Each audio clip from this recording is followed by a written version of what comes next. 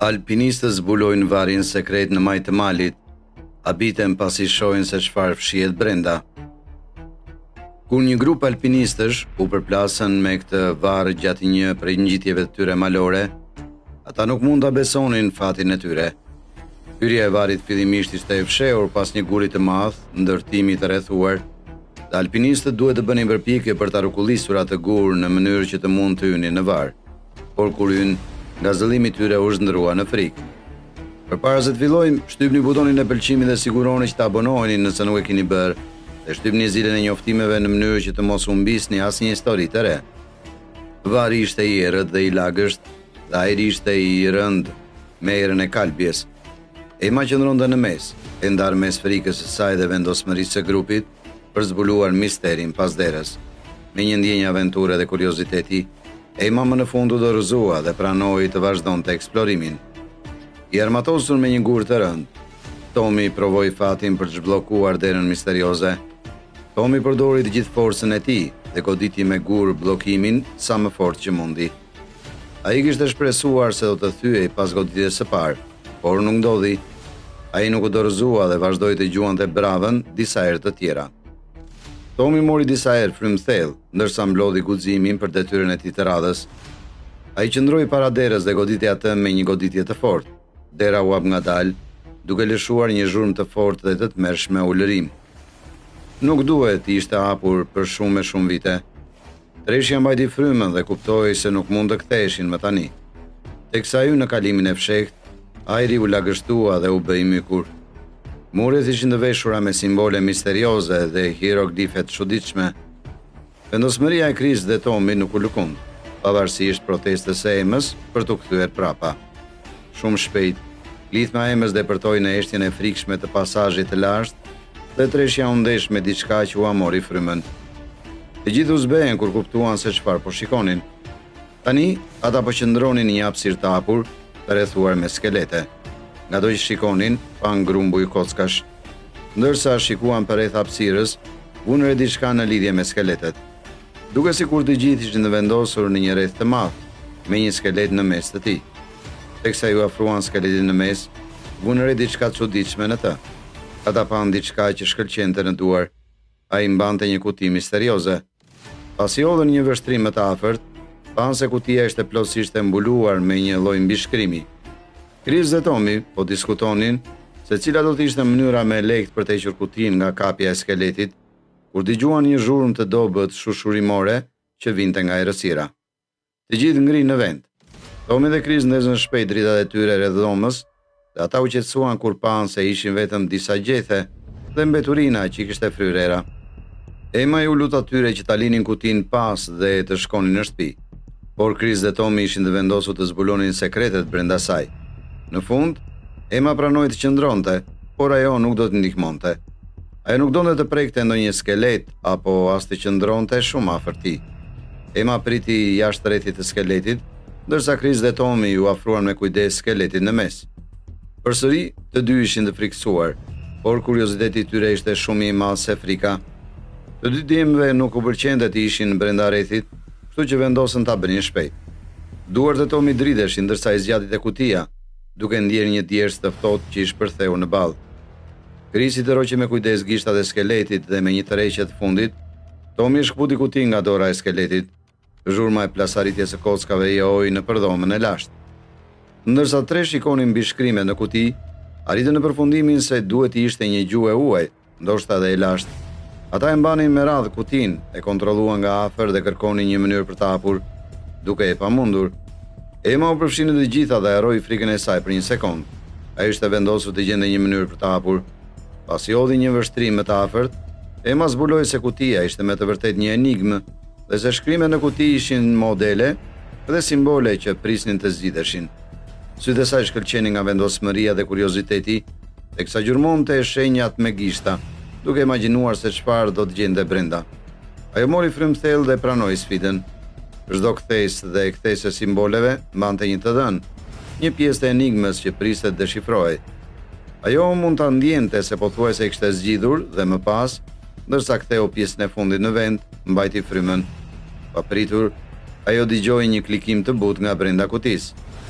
Hajde Ema, çfarë ka brenda? Na trego, than Chris dhe Tommy, por Ema qëndroi eshtur.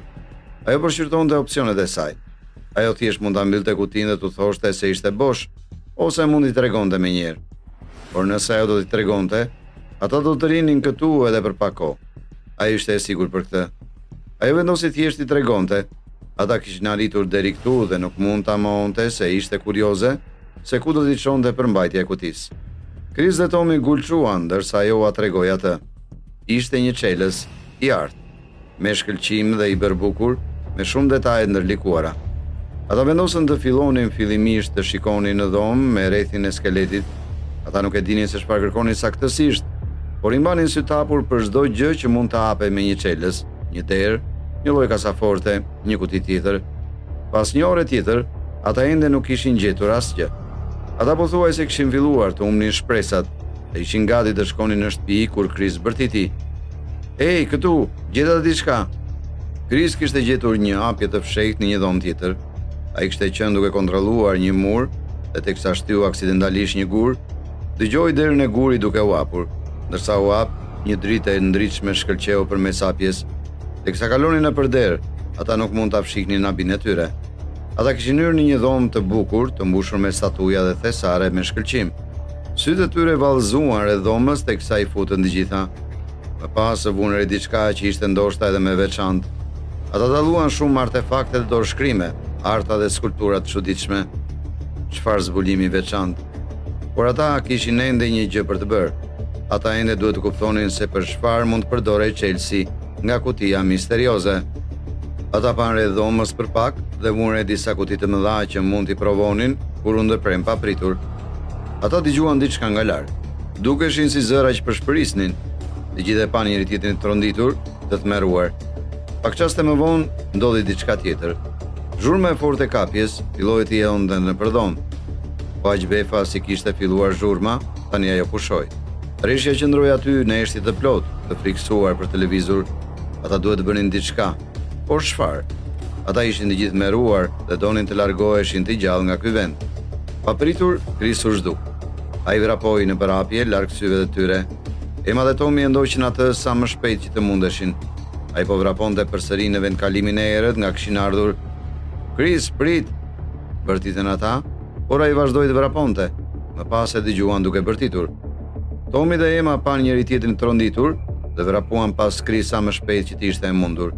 Sa po mbritën, pa frym, pan se çfarë kishte ndodhur. Ata ngrinë në vend, krejtësisht të tronditur. Si ishte e mundur kjo? Kush e kishte bërë këtë? Ky ishte një makt absolut.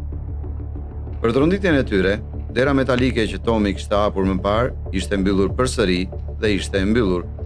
Ata refuzuan ta besonin dhe bën gjithçka që mundën për të hapur derën përsëri, por asgjë nuk funksionoi. Ata as nuk mundën ta hapnin këtë herë. Ata duhet pranonin që kishin ngecur aty. Teksa qëndronin para derës së mbyllur, zemrat e tyre u fundosën nga frika. Lotët e Emës u kthyen në të qara kur u shfaq realiteti i situatës së tyre. Chris dhe Tommy shkëmbyen një vështrim të shqetësuar. Atëherë Ema kuptoi se ajo e kishte ende Chelsin. Sigurisht, ishte një goditje nga largësia, por ishte vetmja gjë që u mbetet të provonin. Po sikur Chelsea të mos mund të hapte këtë derë, ata do të mbeteshin aty përgjithmonë dhe ky mendim i trembi më shumë se çdo gjë tjetër më parë. Me lot në sy, ajo mori frym thellë dhe u lut që Chelsea të futen në brav dhe me siguri mjaft u bë. Të gjithë gulçuan nga emocioni dhe shpresa nga mendimi për të shkuar në shtëpi së shpejti. Ema sapo ishte gati të kthente Chelsin dhe të hapte derën, kur dëgjuan sërish të njëjtat zëra që vinin nga errësira. "Bëj Ema, tani!" Bërtiti Chris urgjentisht, duke nxitur gruan e tij të vazhdonte, ndërsa ata përpiqeshin dëshpëruar të shpëtonin nga vari misterios. Ema më në fund hapi derën dhe ata u mblodhën drejt hyrjes së varrit, duke vrapuar sa më shpejt që të mundeshin. Pa frym dhe tronditur, ata dolën nga vari, me mendjet e tyre të vërshuara nga pyetjet. Kush e kishte mbyllur derën? Cilat ishin ato zëra që dëgjuan? Ata ishin ende të friksuar, por edhe jashtëzakonisht të lehtësuar kur pan dritën e ditës dhe thithën ajrin e pastër. Ndërsa zemrat e tyre po rridhnin ende nga përvoja e tmerrshme që patën brenda varrit, ata menduan se çfarë do të bënin më pas. A duhet të shkojnë në shtëpi dhe të harrojnë këtë, apo duhet të thrasin policinë? Ato t'i besonte policia nëse do dëgjonte historinë e tyre. Pasi u menduan pak, ata e dinin se çfarë duhet të bënin. Të tre ranë dakord që patjetër t'i tregonin policisë se çfarë kishte ndodhur, por në vend që telefononin, vendosën të shkonin menjëherë në stacion. Kur mbërritën në komisariat, askush nuk u besoi, gjë që nuk ishte një surprizë e madhe. Ema ishte vendosur, ajo nuk i kaloi gjithë ato vështirësi vetëm për t'u dëgjuar në shtëpi. Ajo ishte kokfor dhe më në fund mundi të binte 2 nga oficerët që të ktheheshin në varr me ta. Ema shihte se oficerët ishin të mërzitur, por ajo e dinte se ata do t'i besonin sapo të arrinin në hyrje të varrit. Kur të pestë arritën në hyrje, oficerët gulquan me mosbesim. Ata menjëherë thirrën për mbështetje dhe pak më vonë vendi ishte mbushur me makina policie, oficer, madje dhe arkeolog. Ata filluan një hetim dhe Chris, Ema dhe Tommy më në fund arritën të shkonin në shtëpi. Disa ditë më vonë, policia trokiti në derën e Emës dhe Chris. Një oficer erdhi për të ndarë disa lajme të rëndësishme me ta. Siç rezulton, ata kishin zbuluar diçka shumë të veçantë. Vari përkiste një qytetërimi të lashtë të humbur. Ky ishte një lajm i pabesueshëm dhe 3 miq u tronditën. Megjithatë, ata kishin ende një pyetje. Ata ende nuk e kishin kuptuar se çfarë ishin ato zëra dhe tinguj të tjerë që kishin dëgjuar brenda varrit. Oficeri qeshi dhe u tha se hetuesit kishin gjetur një shpjegim edhe për këtë. Ata në fakt kishin qenë njerëz të tjerë brenda varrit me ta dhe ishin arrestuar. Ema dhe Chris qeshën kur mësuan pse ata ishin grabitës varresh. Një grup hajdutësh kishin dëgjuar thashë theme për një thesar të fshehur diku në zonë dhe kishin gjetur hyrjen e varrit. Megjithatë, ata kur nuk arritën të gjenin dhomën e fshehur, por Chris e bëri. Kjo është dhe arsyeja pse grabitësit ua kishin mbyllur derën që të mos shpëtonin me thesarin. Grabitësit e varreve u arrestuan dhe Chris, Ema dhe Tommy u bën heronj në lajme. Fal tyre hetuesit arritën të zbulonin më shumë rreth këtij qytetërimi misterios dhe të harruar prej kohësh. Vite më vonë, kur hetimi u mbyll zyrtarisht, vari madje u bë një muze ku njerëzit mund të shihnin artefaktet e bukura të së kaluarës me sytë e tyre. Chris, Ema dhe Tommy vazhduan të shkonin në ecje. Edhe pse përvoja e tyre në varr kishte qenë e tmerrshme në atë kohë, ajo kishte forcuar lidhjen e tyre dhe ajo kishte ndryshuar jetën për mirë. Miqësia e tyre ishte bërë dhe më e fortë, dhe kur Chris dhe Ema patën fëmijën e tyre të parë, ata madje i kërkuan Tomit, ishte kumbari i vajzës së tyre.